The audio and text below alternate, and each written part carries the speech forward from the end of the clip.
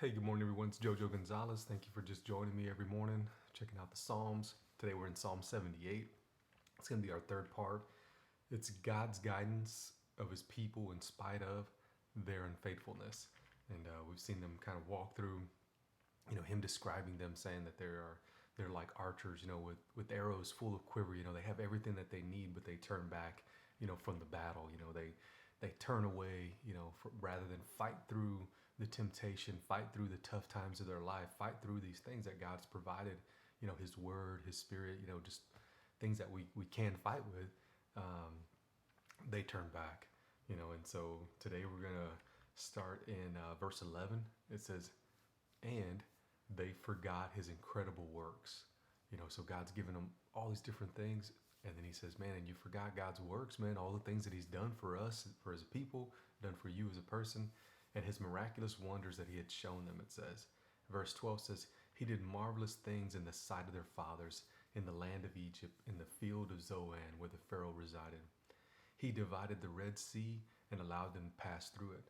And he made the water stand up like behind a dam, right?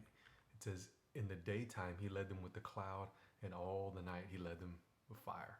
God's always leading his people. He's always, right there in front of us. He's showing us what that next step is. It's just up to us to take that step, continue to keep following him.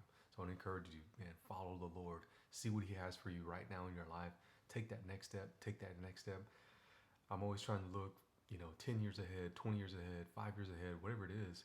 But sometimes I'm just taking those next few steps that are in front of me. And it's good. And he says in 14, or 15, I'm sorry, he split rocks in the wilderness and gave them abundant water to drink, like the ocean depths. He's always going to provide, just the Bible says, God knows you need these things, but seek first his righteousness, and then he'll add all these things to you. So he put them out in the wilderness, and then God started providing for them. And then it says he brought streams also from the rock at Rephidim and Kadesh, and caused the waters to run down like rivers. Yet they continue to still sin against him by rebelling against the Most High in the desert. And that they just had a tough time, man, where they would go through these cycles of rebellion and just rebellion and rebellion, coming back, returning to the Lord and rebelling, following Moses, and then just following their own way. And it says in 18, and in their hearts they put God to the test by asking for food for this selfish appetite. They spoke to God and said, and they asked, right, can God prepare food for a table in the wilderness? And then they said, behold, he struck the rock so that water gushed out with streams that overflowed, but can he give us bread also? And it says, or will he provide meat for his people? And of course he can, right?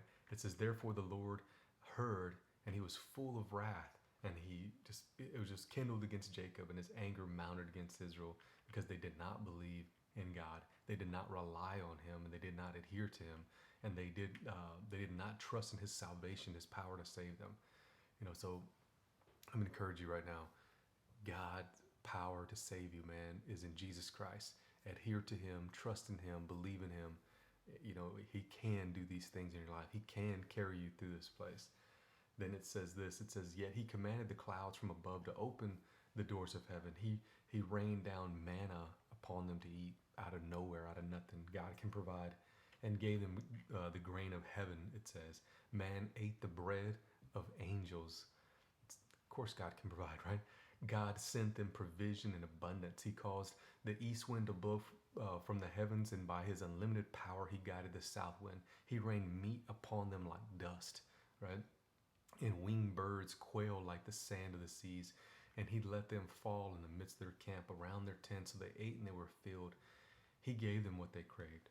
Before they had satisfied their desire, and while the food was still in their mouths, the wrath of God rose against them, right, and killed some of the strongest of them, and subdued the choice men of Israel.